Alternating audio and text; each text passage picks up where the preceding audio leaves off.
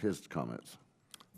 Thank you, Chairman Weber. I'm sorry, you're right, the ranking member. Well, yeah, I'm the ranking member pro tem, I believe. I think that's what it That is. works. Yeah. As well as, I guess, representing 100% of the PhD scientists in Congress. So, Yeah, there we go.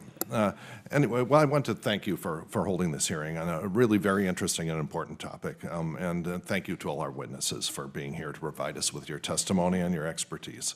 I'm Congressman Bill Foster. So I'm a scientist and a businessman, so I understand the importance of regulatory costs and getting the answer right.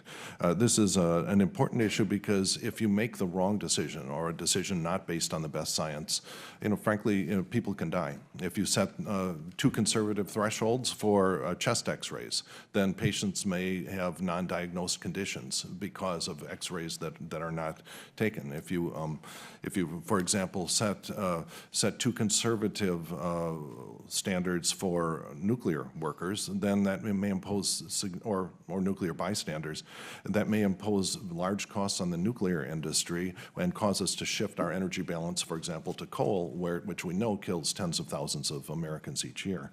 And so it's important to get this answer right. And the basis of our regulatory framework around radiation exposure has been the linear no threshold model, which I'm sure we'll hear all about today, and that says the risk of cancer and other bad effects increases with every incremental increase in radiation exposure. So this conservative approach to regulation is not fully justified by the current body of peer-reviewed scientific literature in the low-dose regime. And investing into this research in this field is not just about the development of regulations. It's all about public understanding of an important issue. Federal investments in radiobiology research have resulted in significant progress in our understanding of the health effects to low-dose radiation, in particular how cells respond to radiation exposure on a molecular level. During the past 17 years, low-dose radiation research program at the Department of Energy has been responsible for several notable shifts in how scientists examine the impacts of radiation exposure, including the impact on radiation not only on the cells directly, but directly deposited with energy, but on the cells surrounding them, the so-called bystander cells. There's also new technology that has become available, the use of big data, for example, to perform virtual experiments on large human populations to try to tease out the signal here, for example, gene sequencing of blood samples to detect cancer and precancerous cells at a preclinical level. This work has informed our physicians and medical researchers as they try to design better treatments for cancer patients. And moreover, the implication of this research can be seen in the number and the breadth of different federal agencies that are investing in this work.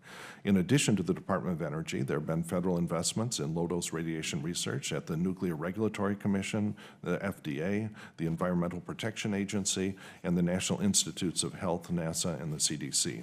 These agencies all see benefits from this work and in their own areas of interest.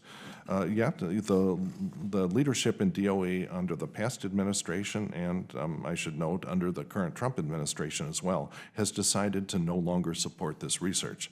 And I'm happy to join my majority colleagues with our questioning of this position. And we are not alone in our concerns. The GAO's report on this topic seemed very clear. They recommend that DOE take the lead in, quote, the development of a mechanism of interagency collaboration on research on low-dose radiation's health effects. And though I must observe that one of the glaring omissions from this hearing is a witness from the Department of Energy.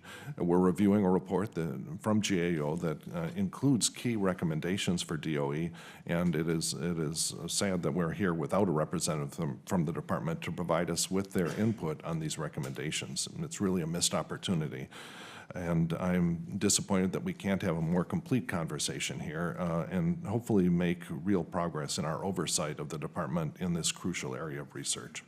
I hope the majority will consider as we move forward with additional hearings on this topic or others directly under the purview of DOE. The department's lack of a Senate-confirmed leadership really shouldn't give them immunity from congressional oversight.